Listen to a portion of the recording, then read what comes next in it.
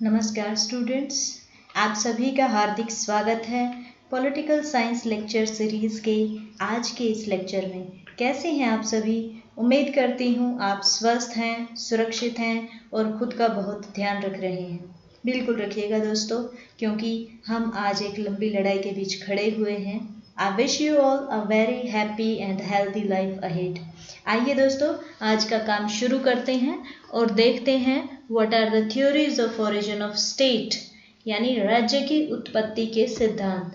इसमें आप राज्य की उत्पत्ति के 7 सिद्धांत देखेंगे, जिनमें है डिवाइन राइट थ्योरी यानी दैवीय सिद्धांत, फोर्स थ्योरी यानी शक्ति सिद्धांत, मैट्रियार्कल थ्योरी यानी मातृसत्तात्मक सिद्धांत, पैट्रियार्कल थ्योरी यानी पितृसत्तात्मक सिद्धांत, सोशल कॉन्ट्रैक्ट या समझौतावादी सिद्धांत, मार्क्सिस्ट या मार्क्सवादी सिद्धांत और हिस्टोरिकल और इवोल्यूशनरी थ्योरी यानी कि ऐतिहासिक या विकासवादी सिद्धांत। तो चलिए शुरू करते हैं हमारे आज के पहले सिद्धांत से, जो कि है डिवाइन राइट थ्योरी। दोस्तों, राज्य की उत्पत्ति का दैवीय सिद्धांत ये मानता है कि राज्य का निर्माण जो है वो ईश्वर ने किया है, इसलिए राज्य एक दैवीय संस्था है। और जो प्लूटार्क हैं उन्होंने तो यहाँ तक कह दिया कि एक राज्य की स्थापना भूमि के बिना संभव है, परंतु ईश्वर में विश्वास के बिना राज्य की स्थापना नहीं हो सकती। और यूरोप में जब ईसाई धर्म फैला तो इस सिद्धांत को ईसाइयों का काफ़ी समर्थन प्राप्त हुआ, क्योंकि उनका ये मानना था कि पहले मनुष्य जो है वो स्वर्ग में रहता था, परंतु उसे अपने पापों के कारण पृथ्वी पर धकेल दिया गया और फिर ईश्वर ने पृथ्वी पर शासन करने के लिए राज्य बनाया और एक राजा की नियुक्ति कर दी। और राजा की आज्ञा मानने के लिए मनुष्य जो है वो उसका कर्तव्य है, वो बाधित है ऐसा करने के लिए। जो इंग्लैंड का राजा है जेम्स प्रथम, वो इसका सबसे प्रमुख समर्थक रहा है और उसने इसके ऊपर एक बुक भी लिखी जिसका टाइटल था लॉ ऑफ मोनार्क। इवन जो रॉबर्ट फिल्मर हैं, रॉबर्ट फिल्मर ने और बुसेट जो कि फ्रांस में एक मंत्री पद पर हुआ करते थे, इन्होंने जेम्स प्रथम की इस विचारधारा का समर्थन किया। तो इस प्रकार से आप देखेंगे कि जो दैवीय सिद्धांत है इसकी कुछ विशेषताएं हैं, जैसे कि सबसे पहले जो राजा है उसकी नियुक्ति कौन करता है? ईश्वर करता है। दूसरा, क्योंकि राजा की नियुक्ति ईश्वर ने की है तो राज्य का जो अधिकार है वो वंशानुक्रम से आगे चलेगा, यानी पिता से पुत्र को ट्रांसफर होगा। और इसके बाद जो ईश्वर के प्रति वो खुद उत्तरदायी रहेगा, वो लोगों के प्रति, वो जनता के प्रति, अपनी प्रजा के प्रति उत्तरदायी नहीं है। जो राजा के आदेश हैं उनका विरोध करना या आलोचना करना एक तरीके से पाप है। तो इस प्रकार से आप देखेंगे कि जो डिवाइन राइट थ्योरी है या राज्य की उत्पत्ति का दैवीय सिद्धांत है, इसने निरंकुश राजतंत्र की स्थापना के लिए काफ़ी सपोर्ट किया। लेकिन दोस्तों, इस सिद्धांत को काफ़ी आलोचना किया जाता है और इसमें कहा जाता है कि भाई राज्य ईश्वर ने बनाया, ऐसा तो इतिहास में कहीं प्रमाण नहीं मिलता। और सपोज करिए, ठीक है, मान ले कि ऐसा कभी हुआ होगा, तो आप उन व्यक्तियों को कैसे संतुष्ट करेंगे जो भगवान में विश्वास ही नहीं करते? अब जो भगवान को ही नहीं मानते, वो भगवान के बनाए हुए प्रतिनिधि को कैसे मानेंगे? इसके अलावा ये अगर हम मान ले कि जो राजा है वो ईश्वर ने अपॉइंट किया है, तो दोस्तों अगर जो राजा है उसका उत्तराधिकारी है वो नालायक निकल आए, तो एक नालायक इंसान को आप ईश्वर का प्रतिनिधि कैसे मानेंगे? और आज के समय पर भी अगर आप देखें तो अधिकतर राज्यों में आपको राजतंत्र नहीं मिलेगा। तो लोकतंत्रात्मक राज्यों में ये केवल राजतंत्र का वर्णन कर देने से या इस प्रकार की सरकार का समर्थन करना सही प्रतीत नहीं होता। लेकिन फिर भी हम मान सकते हैं कि इसका इतना तो फायदा था ही कि उस समय जब मनुष्य असभ्य था तो राजा के प्रति आदर करने में इस सिद्धांत ने अपना काफ़ी सहयोग दिया, या जो है प्रजातंत्र के सिद्धांत के विरुद्ध किया, लेकिन निरंकुश शासन बनाए रखना या लोगों को कंट्रोल करना राजा के लिए थोड़ा इजी बना दिया।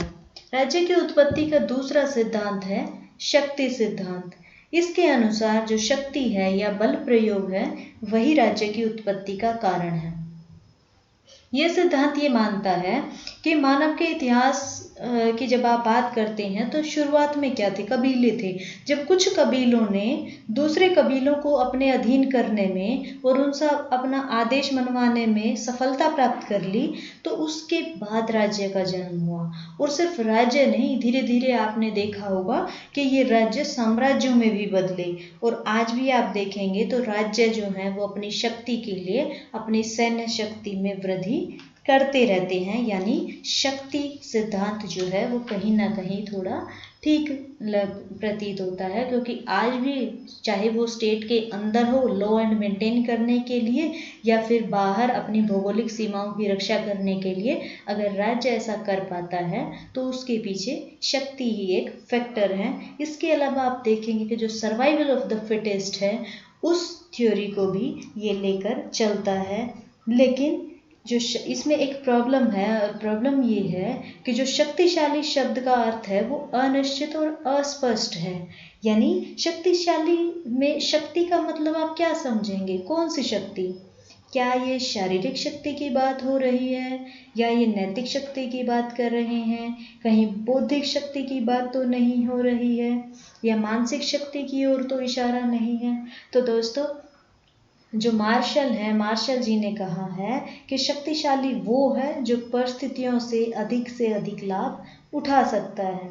तो एक प्रकार से जो शक्ति सिद्धांत है, इसको भी पूरी तरीके से एक्सेप्ट नहीं किया जाता, क्योंकि सिर्फ शक्ति के बल पर आप चीज़ें नहीं मनवा सकते, उसकी भी एक सीमा होती है। कहीं ना कहीं जाकर आपको व्यक्ति को कन्विंस करना होता है या कोऑपरेट करना होता है। हमारा जो नेक्स्ट सिद्धांत है वो है मातृसत्तात्मक या पितृसत्तात्मक सिद्धांत। इसमें आप देखिए, एक तरफ ये जो मातृसत्तात्मक सिद्धांत है वो मानता है कि राज्य का जन्म परिवार से हुआ, और जो परिवार है उसकी मुखिया शुरुआत में माता रही। अब माता कैसे रही? क्योंकि जो आदि मानव था उसमें स्त्री और पुरुष में विवाह संबंध जो थे वो स्थायी नहीं होते थे। यानी एक स्त्री कई पुरुषों से संबंध रखती थी, एक पुरुष जो है वो कई स्त्रियों से संबंध रख सकता था। ऐसे में जो संतान पैदा होती थी उनके पिता का कोई निश्चित पता नहीं होता था, लेकिन जो माँ है उसका तो पता होता था। तो ऐसे में जो माँ है शुरुआत में वही परिवार को जोड़ने का लिंक बनी, ये वही परिवार का मुखिया बनी। और इस तरीके से आपने देखा कि शुरुआत में जो रक्त संबंध थे उनको जोड़ने में माता ने महत्वपूर्ण भूमिका निभाई, और इसी वजह से परिवार अस्तित्व में आए जो आगे चलकर राज्य का आधार बने। तो इस प्रकार से आप देखेंगे कि आज भी अगर आप देखें तो आपको ऑस्ट्रेलिया में, मलाया में या मालाबार में, इवन इंडिया के जो नॉर्थ ईस्टर्न रीजन्स हैं, जो 7 सिस्टर स्टेट्स जिनको आप बोलते हैं, उनमें भी आप देखेंगे तो आपको मैट्रियार्कल सोसाइटीज़ वहाँ नज़र आ जाएंगी। तो दोस्तों, ये था मैट्रियार्कल थ्योरी। अब देखते हैं इसके साथ साथ पैट्रियार्कल थ्योरी। पैट्रियार्कल थ्योरी भी ठीक मातृसत्तात्मक की तरह ही है, बस ये मान लेता है कि जो परिवार का मुखिया है वो माँ ना होकर पिता था, क्योंकि पिता ही वो व्यक्ति था जिसने, जब माता प्रेग्नेंट थी, जब वो खुद जाकर शिकार नहीं कर सकती थी, तो उसने माता के और बच्चे के पोषण के लिए उनको रिसोर्सेज प्रोवाइड कराए, और न केवल उनको खाना और रहना वाली जगह प्रोवाइड कराई, बल्कि उनको सिक्योरिटी भी दी। उसने उनको दूसरे जंगली जानवरों के हमलों से भी बचाया। तो इस प्रकार से जो पिता था, पिता ने गृहस्थी बसाई, और फिर उसने कैसे जाके परिवार के मुखिया की भूमिका धारण कर ली, और यही परिवार का मुखिया जो पिता था वो धीरे धीरे कबीले का मुखिया बना, और जैसे जैसे कबीले आगे बढ़ते गए इसने एक राज्य का या राजा का रूप धारण कर लिया। इस प्रकार से जो राज्य है वो अस्तित्व में आया। हमारा नेक्स्ट सिद्धांत है सोशल कॉन्ट्रैक्ट थ्योरी, यानी सामाजिक समझौता सिद्धांत। सामाजिक समझौता सिद्धांत ये मानता है कि व्यक्ति जो है वो शुरुआत में प्राकृतिक अवस्था में रहता था, यानी जंगली अवस्था में रहता था, और क्योंकि उस समय पे जंगल राज था, जिसकी जो मर्जी थी वो वैसे काम कर सकता था। तो ऐसे में क्या हुआ, अव्यवस्था फैली, यानी लोगों को हर समय अपने जीवन का, अपनी संपत्ति की नष्ट होने का डर बना रहता था। तो इसलिए उन्होंने आपस में मिलकर एक समझौता किया और इस समझौते से उन्होंने डिसाइड किया कि कुछ कानून बनाए जाएंगे जिनका पालन सभी लोग करेंगे। इसमें बेसिकली आप 3 महत्वपूर्ण थिंकर्स को पढ़ेंगे। इसमें सबसे पहले नाम आता है जॉन लॉक का, थॉमस होब्स का और फिर जीन जैक्स रूसो का। हालांकि इन तीनों समझौतावादी विचारकों के विचार जो हैं वो आपस में काफ़ी अलग हैं, बस लेकिन फिर भी ये तीनों सहमत हैं कि हाँ, कभी इतिहास में एक ऐसा समझौता हुआ था और राज्य जो है वो उसी समझौते की उत्पत्ति है, ना कि किसी दैवीय या ईश्वर की जो प्रेरणा से राज्य का जन्म हुआ है। इसके बाद आइए देखते हैं मार्क्सवादी सिद्धांत राज्य की उत्पत्ति के बारे में क्या कहता है। दोस्तों, मार्क्सवादी सिद्धांत कहता है कि राज्य उस समय अस्तित्व में आया जब समाज जो है वो 2 वर्गों में बंट गया, एक हैव और एक हैव नॉट। तो जो हैव्स थे, हैव्स यानी जिनका इकोनॉमिक रिसोर्सेज के ऊपर कंट्रोल था, उन लोगों ने अपनी सेफ्टी के लिए या कुछ नियम और कानून बनाए और नियम कानूनों को बनाए रखने के लिए उसने एक संस्था को जन्म दिया और यही संस्था जो है राज्य कहलाई। ये बेसिकली हैव्स के हाथ में, यानी जिनका इकोनॉमिक रिसोर्सेज के ऊपर कंट्रोल है, उन लोगों के हाथ में गरीबों का या जिन लोगों के पास इकोनॉमिक रिसोर्सेज नहीं हैं, मजदूर हैं, उनका शोषण करने का एक हथियार मात्र है। अब देखते हैं विकासवादी सिद्धांत या राज्य की उत्पत्ति का ऐतिहासिक सिद्धांत। दोस्तों, ये थ्योरी कहती है कि इससे पहले हमने जितने भी सिद्धांत पढ़े हैं, चाहे वो दैवीय उत्पत्ति का सिद्धांत हो, चाहे आप शक्ति सिद्धांत की बात कर लें, चाहे आप मातृ सत्तात्मक पितृ सत्तात्मक सिद्धांत की बात करें या मार्क्सवादी सिद्धांत की बात करें, ये सारे थोड़े से अव्यवहारिक लगते हैं, क्योंकि हिस्ट्री में किसी भी पॉइंट ऑफ व्यू पर कुछ ऐसा एक्ट हुआ, ऐसा एविडेंस हमें नहीं मिलता। तो इसलिए विकासवादी सिद्धांत कहते हैं कि ये जो राज्य है ये किसी एक पर्टिकुलर समय पर उपस्थित ना होकर के इसका धीरे धीरे धीरे विकास हुआ है और इस विकास में किसी एक तत्व की प्रधानता नहीं है, बल्कि इसमें कई फैक्टर्स का योगदान है। जैसे आप देखिए, सबसे पहले इसमें योगदान है social nature of human being, यानी मनुष्य का सामाजिक व्यवहार। मनुष्य जो है आप सभी जानते हैं एक सामाजिक प्राणी है, यानी वो अपने जीवन की आवश्यकताओं के लिए दूसरे लोगों के संपर्क में रहता है, और जब दूसरे लोगों के संपर्क में रहता था तो कभी कभी उनमें लड़ाई झगड़ा हो जाए या किसी बात को लेकर अव्यवस्था ना हो जाए, इस बात से बचने का प्रयास किया गया, कुछ कायदे कानून, कुछ नियम बनाए गए। तो इस प्रकार से आप देखेंगे कि जो मनुष्य की सामाजिक नेचर है उसने राज्य को कहीं ना कहीं राज्य के विचार को जन्म दिया। इसके बाद देखेंगे आप किनशिप यानी रक्त संबंध। जैसा कि हमने मैट्रियार्कल या पैट्रियार्कल सोसाइटी पे देखा, तो वो क्लेम करते हैं कि माता की सत्ता या पिता की सत्ता की वजह से परिवार बना और वही सत्ता आगे जाके राज्य सत्ता में बदली। लेकिन ये मानता है कि ये तो हम नहीं कहते कि मातृ सत्तात्मक या पितृ सत्तात्मक परिवार रहे थे, पर हाँ ये है कि जो शुरुआत में लोग इकट्ठा हुए उसमें रक्त संबंधों का काफ़ी योगदान रहा।